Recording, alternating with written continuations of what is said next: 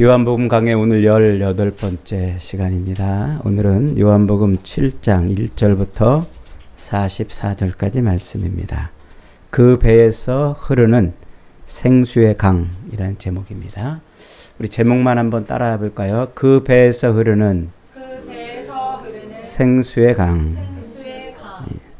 지난 시간에 우리는 예수를 오해한 예수님의 형제들을 통해서 예수님의 그 육신의 동생들을 통해서 예수님께 대하여 그리고 율법을 지키는 삶, 율법 지킴의 삶을 오해했던 유대인들을 통해서 그들의 신앙 생활의 목적이 무엇이고 그들의 신앙 생활의 그 행위가 지향하는 그 목적이 무엇인지를 살펴보았습니다.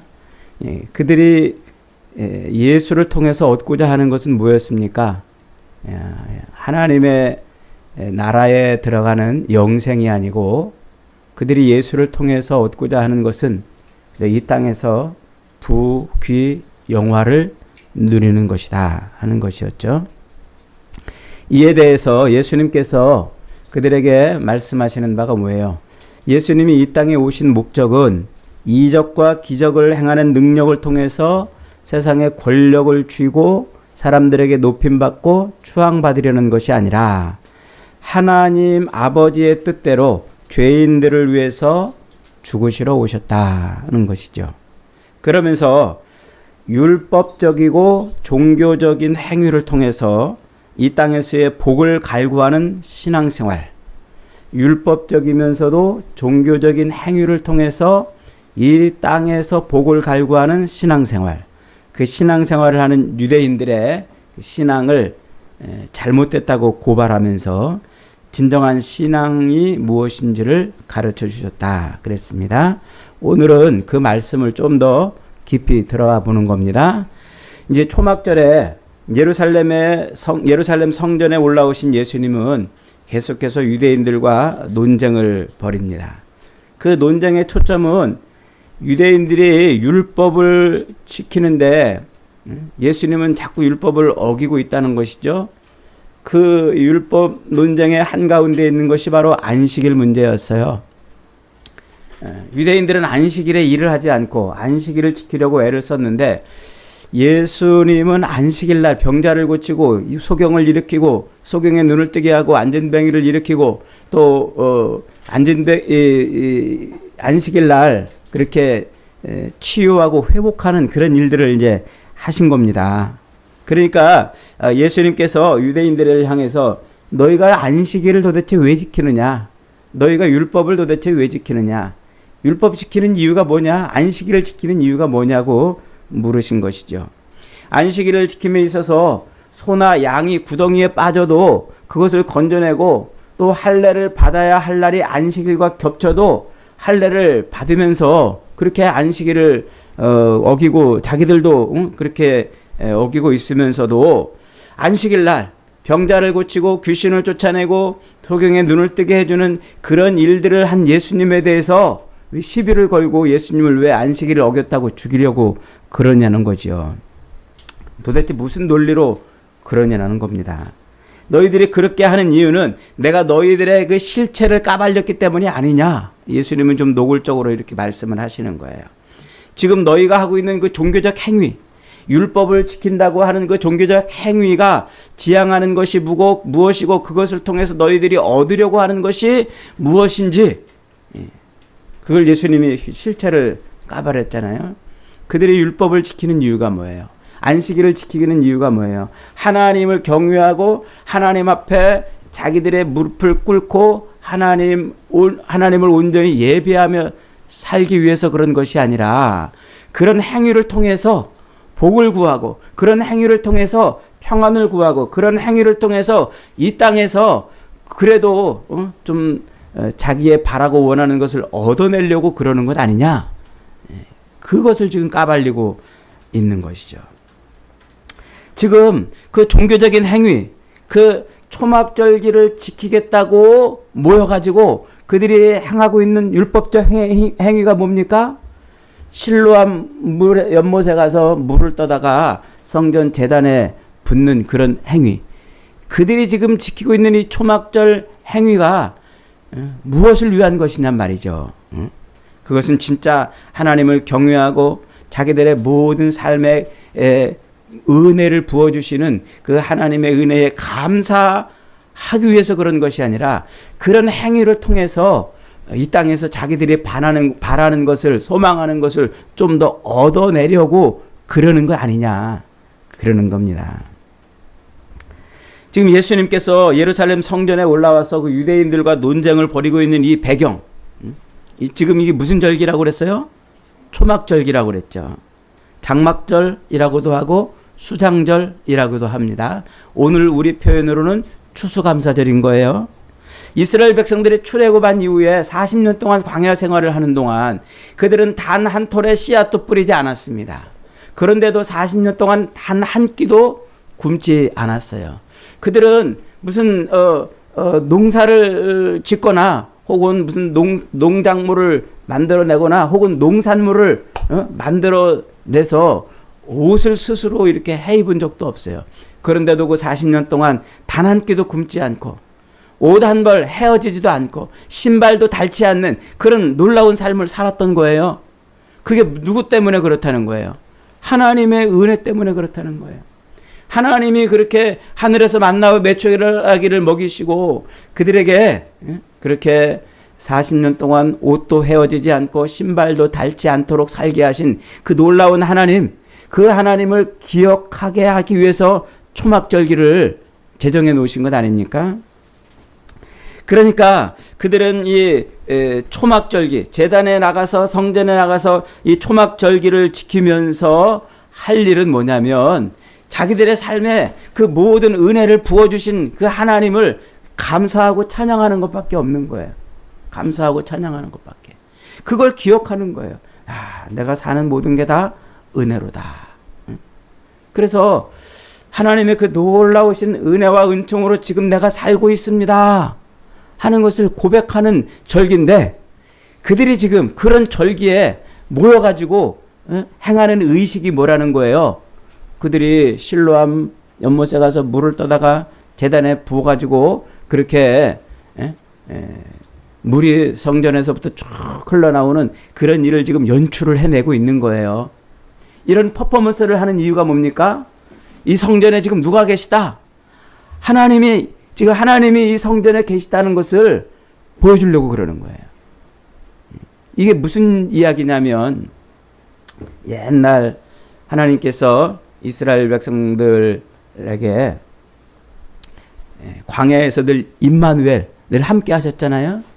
그래서 그 광야, 그 메마른 땅에서도 그들은 매일 목마름 없이, 늘 갈증 없이 그런 삶을 살 수가 있었어요. 하나님이 그들에게 반석에서 물을 내어 갈증을 해갈시켜 주신 그 놀라운 일들을 이루어내셨던 것이죠. 그렇게 하나님의 임재, 하나님의 함께 하심으로 인생의 모든 갈증이 해갈이 됐던 겁니다. 나중에 가나안 땅에 들어가서 이제 이후에 솔로몬을 통해서 예루살렘 성전이 세워지잖아요.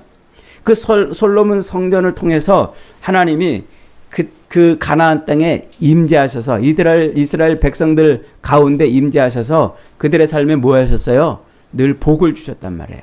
은혜를 베푸시고 복을 주시고, 심지어 어떻게까지? 성전을 향해서 기도하는 것까지 하나님이 응답하셔서 그들의 삶을 채우셨단 말이에요. 하나님의 영광이 가득한, 하나님의 영광이 충만한 그런 삶을 살았던 거예요. 그런데 그들이 하나님의 영광으로 충만한 삶을 삶에도 불구하고 하나님을 온전히 예배하지 못해서 하나님이 이방인의 손에 손을 들어서 예루살렘 성전을 허물어 버려요. 그래서 BC 586년에 바벨론에 의해서 예루살렘 성전이 완전히 파괴되고 허물어지고, 그리고 그들은 바벨론의 포로로 잡혀갑니다. 그래서 포로 생활을 하고 있는데 하나님께서 에스겔 선지자에게 그 포로 중에 에스겔 선지자를 통해서 이스라엘 백성들에게 소망을 주십니다. 그 소망의 메시지가 뭐냐면 에스겔에게 환상을 보여주는 거예요. 그 환상 중에 하나가 뭐냐면 성전을 다시 성전이 회복이 되는데 그 성전에 하나님의 영광이 빽빽하게 임하는 그런 모습을 보여줘요. 그 하나님의 영광이 아주 충만하게 임한 그 모습의 절정이 뭐냐면 성전 문지방, 하나님이 들어가신 그 성전의 문지방으로부터 물이 졸졸졸졸 흘러나오는 겁니다. 그 물이 흘러나와서 동편 제단을 지나서 물이 점점점 지나가요. 그렇게 지나가는데 천사가 이제 그 물이 깊이를 지나오는 물의 깊이를 측량하는데 한 번 측량하니까 1000척, 또 한 번 측량하니까 또 1000척, 또 저만큼 가서 또 측량하니까 1000척, 물이 점점 차오르는 거예요. 그래서 그 물이 아주 창일하게 돼서 그 물로 말미암아 어떤 일이 벌어져요? 주변의 모든 나무들이 아주 풍성하게 열매를 맺고 풍성한 과실을 맺고 마르지 않는 그런 풍요로운 삶이 되고 만국이 그 물로 말미암아 소송함을 없는 그런 일들을 이제 에스겔 환상을 통해서 보여줘요. 그래서 그들 가운데 있는 그 성전을 통해서 만국이 소생하고 풍요로운 삶을 산다는 것을 이제 그 에스겔 환상을 통해서 보여주죠. 그리고서는 예레미야 선지자에게 예언했던 대로 70년 만에 바벨론이 멸망하고 예루살렘으로 다시 돌아갑니다. 근데 재미있게도 그 바벨론을 멸망시킨 페르시아의 그 고레스 왕이 바벨론을 멸망시키고 첫 번째 선포한 이 명령이 뭐냐면 예루살렘 유다 백성들을 예루살렘으로 돌아가라는 거예요. 근데 돌아가서 뭐 하라고 그러냐면 너희들 돌아가서 너희 하나님을 예배하는 성전을 세워라 이렇게 조서를 반포합니다. 그러니까 이방 나라의 이방 신을 섬기던 이방 왕이 바벨론을 멸망시키고서는 그렇게 예루살렘으로 돌아가서 성전을 세우라고 그러는 거예요. 그래서 70년 만에 유다 백성들이 예루살렘으로 이제 돌아와서 소망이 뭐냐면 이제 부푼 기대가 뭐냐면 성전을 복고 세우는 것입니다. 재건하는 것입니다. 그런데 뜻대로 재건이 잘 안 돼요. 주변에 방해도 많았고 70년 동안 비어있던 땅에 이방인들이 들어 살다가 여긴 내 땅이라는 내 땅이라고 주장하는 그런 다툼도 일어나고 이래서 쉽게 성전이 재건되지 않아요.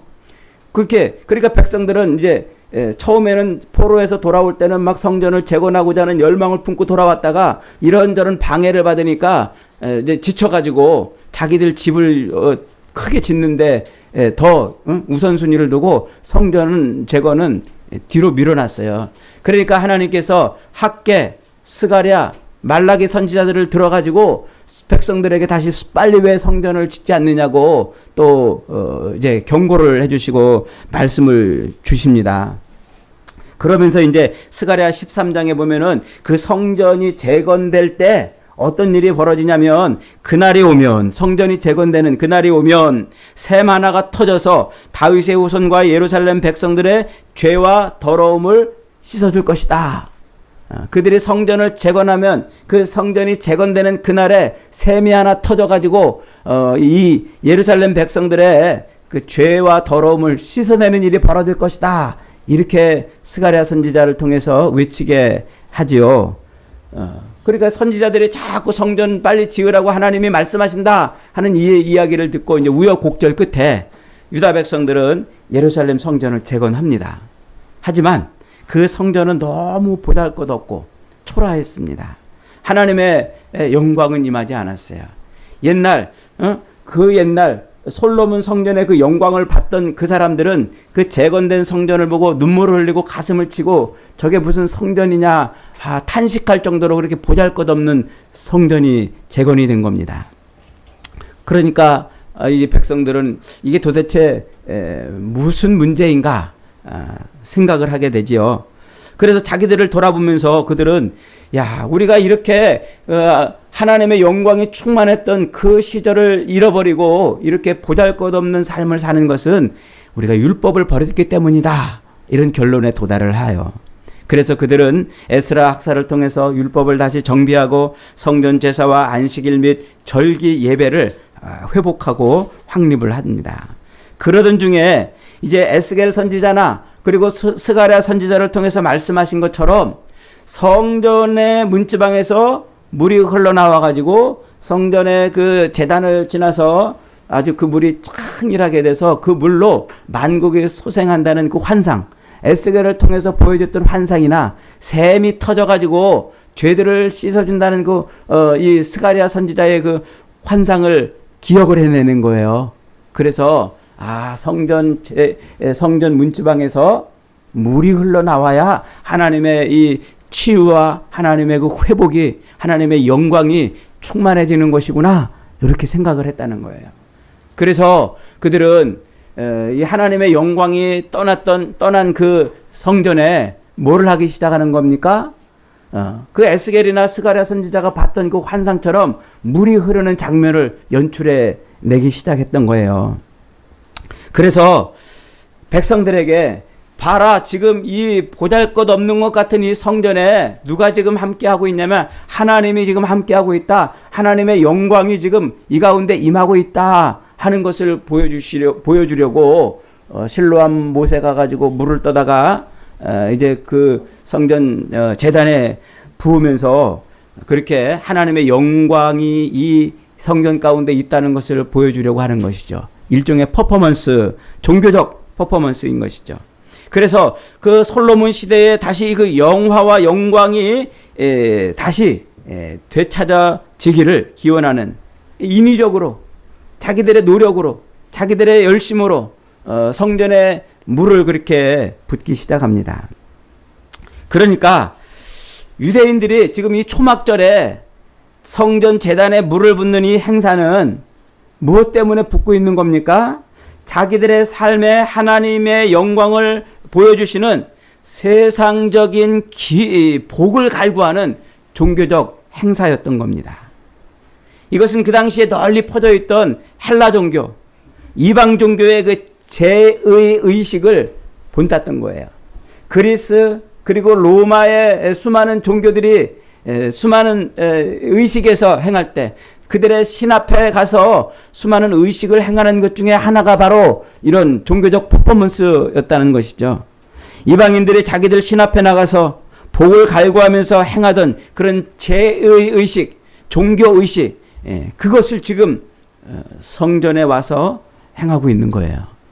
인생의 갈증과 인생의 필요와 인생의 목마름을 해결하려고 하는 그 종교적 의식, 이방인들이 행하던 그 종교적 의식을 그대로 가지고 와서 성전에서 지금 하고 있는 것이죠. 이렇게 초막절에 그들이 율법을 지킨다고 하면서 행하는 그 예식은 이 땅에서 복을 갈구하는 인생의 목마름을 해결하기 위한 유대인들의 그 이방 종교 의식을 버무려서 만들어냈던 우상을 섬기는 의식이었던 것에 불과한 것이었던 겁니다. 그런데도 유대인들은 어떻게 했다는 거예요? 그것이 마치 율법을 지키고 그것이 마치 하나님 앞에 바른 신앙생활을 하는 것처럼 지금 그렇게 초막절 절기를 지켜나가고 있다는 것이죠. 그런 그들에게 예수님은 이렇게 말씀하셔요. 그 초막절이 끝나갈 즈음에 37절에서 이렇게 말씀하시는 거예요. 37절, 38절 시작. 명절 끝날 곧 큰 날에 예수께서 서서 외쳐 이르시되 누구든지 목마르거든 내게로 와서 마시라. 나를 믿는 자는 성경의 이름과 같이 그 배에서 생수의 강이 흘러 나오리라 하시니. 일주일 동안 7일 동안 열심히 율법과 절기의 규례를 따라서 물을 붓고 종교의식을 행하고 있던 그 유대인들에게 너희들의 그 열심과 너희들의 그 노력으로 하나님의 영광이 돌아오게 하려는 그 시도는 다 헛된 것이라는 거예요. 하나님의 영광은 누구로부터 회복된다? 나로부터 회복이 된다. 너희의 인생의 갈증을 해결시키는 것은 곧 내가 하는 것이라는 거죠. 인생의 목마름이나 인생의 갈증이나 인생의 진짜 문제를 해결하려거든 내게로 와서 마시라.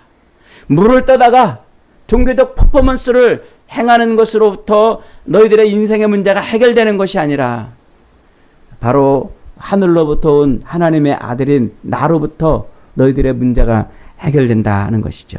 내가 인생의 갈증을 해결하는 물이다라는 거예요. 이것이 지금 무엇을 말씀하시는 겁니까?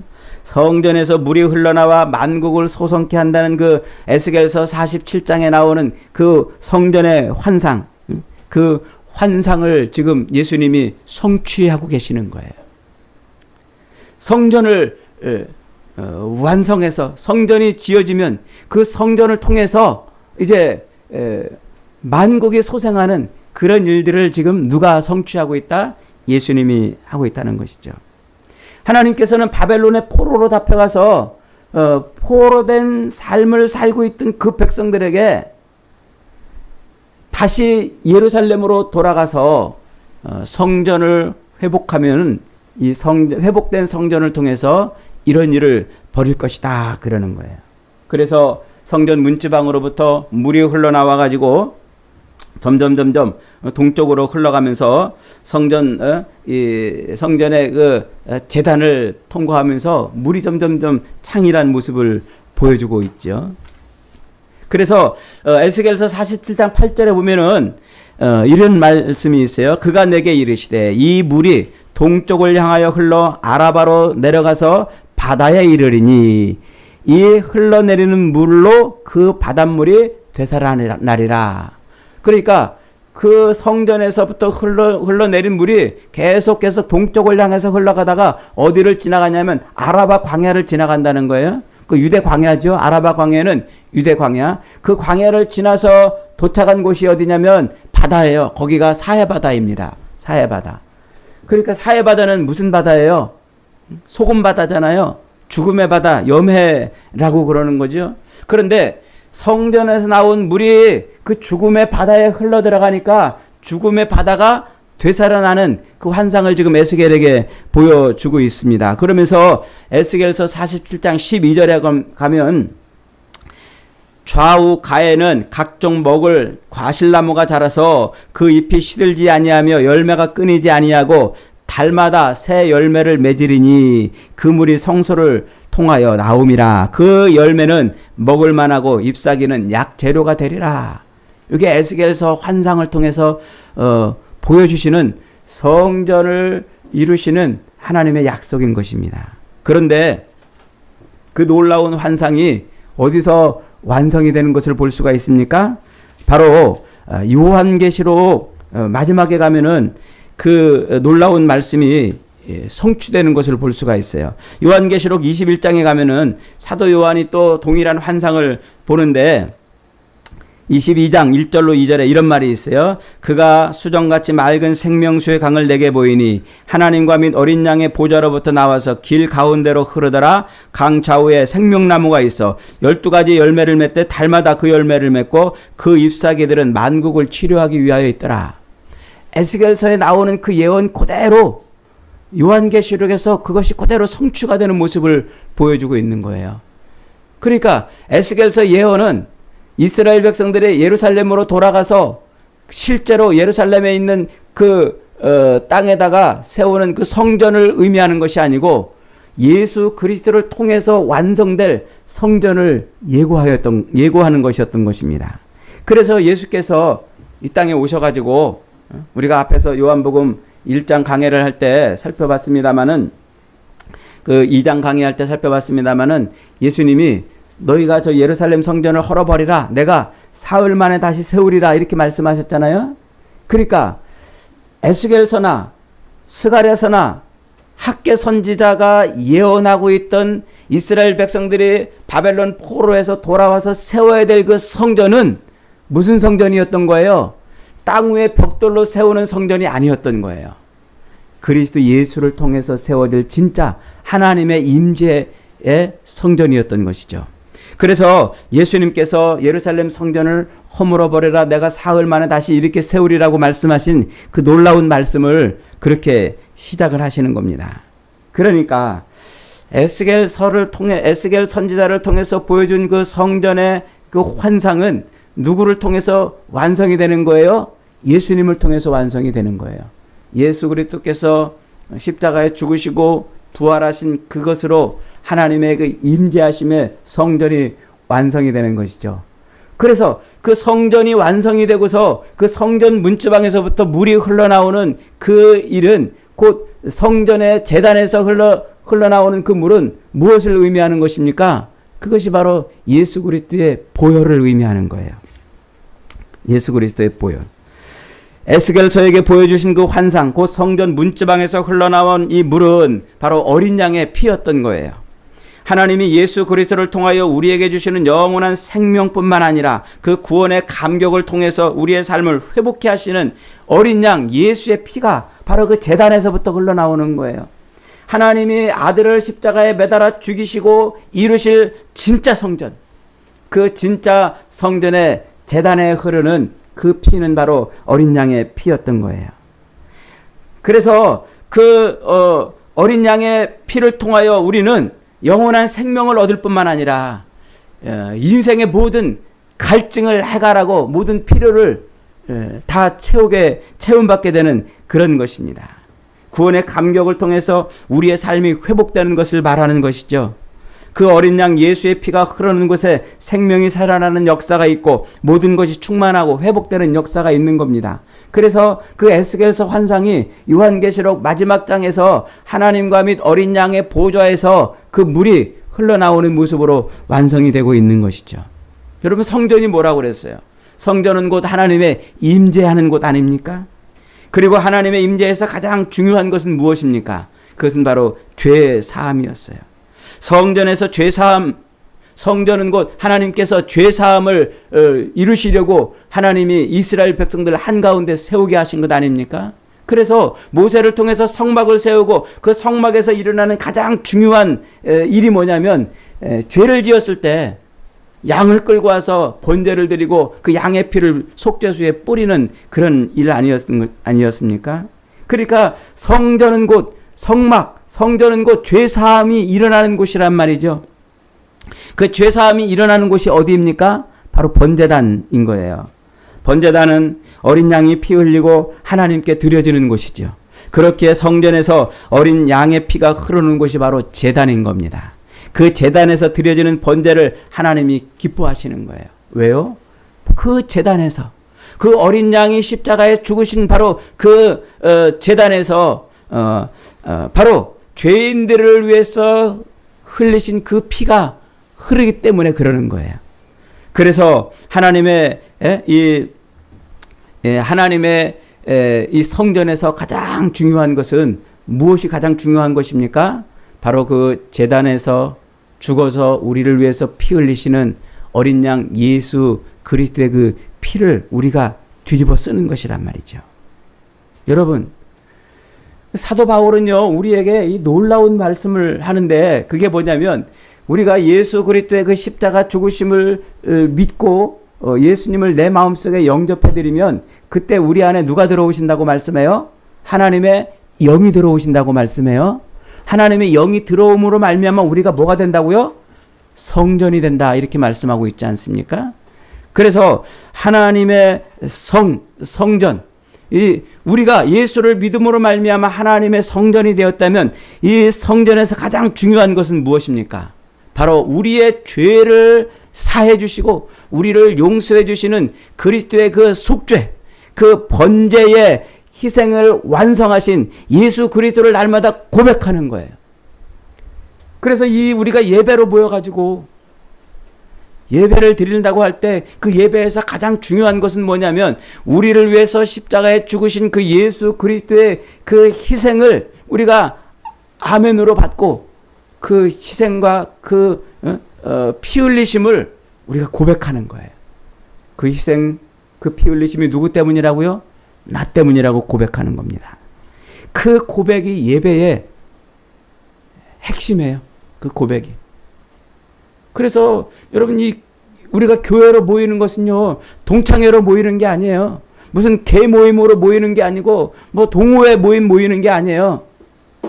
예수 그리스도의 그 십자가 죽으심과 부활을 우리가 고백하고 확인하고, 너도 믿냐? 나도 믿는다. 나도 믿고 너도 믿고 우리 서로 함께 예수 그리스도의 십자가 죽으심과 부활을 함께 믿는 자임을 서로 그렇게 고백하고 찬양하는, 그것이 바로 예배의 핵심이라는 것이죠. 그래서 하나님은 그런 예배자로 모인 우리 가운데 함께 하셔서 그런 예배자를 기뻐하시는 거예요. 그런 예배를, 그런 고백을 하는 자들을 기뻐하시고. 왜요? 거기에 어린 양의 피가 있기 때문에 그런 거예요. 어린 양이. 구약 제사 때마다 제사장이 대접을 받아서 성소로 들어가서 그 어린 양의 피를 뿌렸던 것처럼 십자가에 매달려서 모든 죄인을 위해서 흘려주신 그 아들의 피, 그 어린 양의 피가 여기에서 우리의 고백을 통해서 차고 넘침으로 말미암아 그 어린 양의 피를 인해서 하나님이 예배를 받으시는 것이라는 것이죠. 우리의 삶에서 하나님을 예배할 때마다 하나님은 내 삶이 어린 양의 피로 그렇게 물들게 해주시는 거예요. 어린 양의 피가 아니었으면 내가 죄의 용서함을 받을 수 없었다는 이 고백을 하나님은 가장 기뻐하시는 거예요.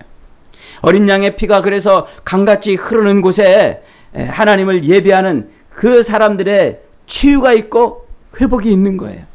하나님을 예배하는 자에게, 어린 양의 그 피를 노래하는 자에게, 그 피를 찬송하는 자에게 하나님은 죄로 인하여서 찢기고 상했던 마음들을 어루만져 주시고 치유해 주시고, 감히 하나님 앞에 나올 수 없었던 우리를 하나님이 용납해 주시고 받아주시는 거란 말이죠. 하지만 하나님의 그 은혜가 차고 넘치고 풍성해도 그것을 받아들이지 못하는 사람들이 있습니다. 그것은 교회 밖에 있는 사람들 뿐만 아니라 10년, 20년씩 교회를 다녀도 하나님의 영이 그 안에 들어와 있지 않은 사람이에요. 성전으로 회복되지 않은 사람이에요. 제단이 회복되지 않은 사람이죠. 제단이 회복되지 않았으니까 하나님의 영이 그 속에 들어와서 십자가에서 흘리신 예수의 피가 자기를 위해서 흘려진 것이라는 사실을 아멘으로 고백하지 못하니까 어린 양의 피가 그 마음을 적실 수가 없는 거예요. 어린 양의 피가 그 마음을 적시지 않으니까 생명이 다시 살아나는 회복의 역사가 일어나지 않는 것입니다. 그러기에 우리가 하나님의 영이 내 안에 들어와서 완전한 하나님의 그런 치유와 회복을 누리려면 살아계신 예수님이 내 안에 들어오셔서 십자가에서 죽으시고 피 흘리신 그 놀라운 희생이 내 영을 적셔야 되는 거예요. 이게 나의 고백으로 가능한 거란 말이에요. 나의 고백으로. 그래서 성전에서 그 어린 양의 피가 쏟아져 제사가 살아나야 되는 거예요. 그래야 그 피가 우리의 죄를 덮고, 그 피가 우리의 부끄러움을 덮고, 그 피가 우리의 상처를 덮고, 우리의 연약함을 덮고, 그 예수 그리스도의 피로 말미암아 회복이 되고 우리는 치유와 회복의 삶을 살게 되는 거란 말이에요. 그래서 오늘 본문 38절에서 예수님이 이렇게 말씀하시는 거예요. 나를 믿는 자는 성경의 이름과 같이 그 배에서 생수의 강이 흘러나리라. 여러분, 십자가에 달려 죽으신 예수님을 믿으십니까? 그 십자가에 달려 죽으신 예수님의 피가 여러분의 모든 죄를 씻는다는 사실을 여러분 확신하십니까? 이것이 날마다 고백이 되어져야 한단 말이에요. 날마다. 그렇게 그 고백을 할 때, 그때 성령이 어디로 들어오신다고요? 내 안에 들어와서. 나를 뭘로 만들어 주신다고요? 성전으로 만들어 놓으시고. 그리고 내 안에서 그 성전의 가장 중요한 핵심 기능인 죄 용서함, 죄 사함의 피 흘림이 일어나는 것이란 말이에요. 일어나는 것. 그래서 예수님이 말씀하시는 거예요. 나를 믿는 자는 그 배에서 생수의 강이 흘러나리라. 배라는 말은 헬라어로 코일리아라고 이렇게 말해요. 코일리아. 이 말은 가슴 혹은 자궁이라는 뜻을 가지고 있어요. 어떤 존재의 시작이고 핵심을 의미하는 것이죠. 그런데 그 배에서라는 말은 이게 문법적으로 아주 사도 요한이 기묘한 말을 썼어요. 나를 믿는 자의 배에서라고도 번역할 수 있고 예수의 배에서라고 번역할 수도 있어요. 그러니까 그거 다시 한번 그 문장을 다시 봅니다. 나를 믿는 자는, 십자가에 달려 죽으신 예수를 믿는 자는 성경의 이름과 같이 그 배에서 생수의 강이 흐르리라 이렇게 말씀하고 있어요. 그 배가 어떤 배입니까? 누구의 배입니까? 예수님의 배일 수도 있고 예수를 믿는 나의 배일 수도 있다는 얘기예요. 그러니까 우리를 위해서 십자가에 피 흘려 죽으신 예수님의 그 배에서 생수의 강이 흘러나와서 나로 치유되고 회복되는 은혜를 누릴 수도 있고, 또한 내 배에서도 뭐가 나온다고요? 생수의 강이 흘러나온다. 여러분, 사도 요한이 지금 왜 이런 아주 교묘한 문법을 지금 썼습니까? 이런 이 애매한 문법을, 이 문장을 사도 요한이 몰라서 썼을까요? 아닙니다. 사도 요한은 일부러 그런 표현을 택한 거예요. 예수 믿는 자들이 어떤 자들이라고요? 성전이기 때문에. 예수를 믿는 자들도 성전이기 때문에, 예수님도 하나님의 성전이시고 예수를 믿는 자들도 성전이기 때문에 그러는 거예요. 그래서 그 배에서 흘러넘치는 생수의 강이 푹 잠겨 생수를 마시게 되고, 동시에 자신도 성전이 되어서 그 생수를 어떻게 한다고요? 세상에 흘러내보낸다. 세상에 흘러내보낸다. 그것이 누구를 통해서 이루어진다고요? 하나님의 영인 성령이 내 안에 들어오심으로 가능해지는 거예요. 십자가에 달려 죽으신 예수를 아멘하고 자기 구조로 영접하는 순간 성령이 그 안에, 내 안에 들어와서 내가 성전이 되면서, 그러면서 성전이 됐으니까 성전의 가장 최고의 기능이 뭐라고요? 죄사함이란 말이에요. 그 죄사함의 은혜, 그 그리스도의 어린 양의 보혈이 내 배에서부터 뭐예요? 흘러나온단 말이에요. 어린 양의 보혈이. 교회란 바로 그 성령의 물을 세상에 흘려보내는 사람들이라는 겁니다. 그래서 교회에서는 하나님의 성품이 흘러나오고 어린 양의 보혈이 흘러나와야 되는 거예요. 내 안에 예수가 들어와 있으면 그 예수의 성품이 흘러나와야 되고, 내 안에 예수께서 들어와 계시다면 어린 양의 그 보혈이 나로부터 세상으로 흘러나가야 되는 것이란 말이에요. 그것이 우리가 그리스도 예수의 십자가로 말미암아 성령으로 연합된 바로 성전된 사람들이라는 것이에요. 예수 그리스도의 십자가의 삶이 내 삶에 들어오면 내 배에서 그리스도의 피가 흘러나와야 돼요. 그리스도의 피가. 사람들에게 당해주고 속아주고 모욕당하고 순환받으면서도 주님이 그러셨던 것처럼 내가 죽어 너를 살리는 그 치유와 그 회개와 그 용서함이 내 삶에서 나와야 된다는 것입니다. 왜 그렇습니까? 우리는 성전에서 흘러나오는 그 예수의 피로 말미암아 용서함을 받은 사람들이에요. 십자가에 달려 죽으신 그 예수, 하나님이 왜 예수를 십자가에 매달아 죽이셨다고요? 바로 우리의 죄를 용서하시려고, 우리의 죄를 사하시려고 매달아 놓으셨다는 거예요.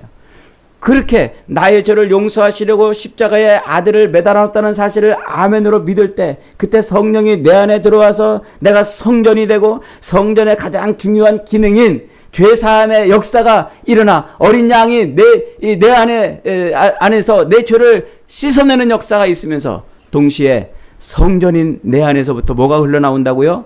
어린 양의 피가 흘러나와야 되는 거예요. 여러분 예수 믿으십니까? 진짜 예수 믿으십니까? 여러분 마음속에서는 지금 무엇이 흘러나오고 있습니까? 여러분의 배에서는 무엇이 흘러나오고 있습니까? 끝없는 욕망과 욕심과 더 많이 가지려고 하는 그런 삶에 대한 욕구가 흘러나오고 있습니까? 아니면 어린 양의 피가 흘러나오고 있습니까? 종교의식을 통해서, 우리의 열심을 통해서 쏟아붓는 그런 물들은 곧 말라버립니다. 우리의 어떤 노력도 어떤 열심도 하나님의 그 구원사역의 손톱만큼도 보탤 것이 없고 도움이 될 것이 없습니다. 우리 인생의 모든 문제를 해결할 수 있는 것은 오직 어린 양의 피밖에 없어요.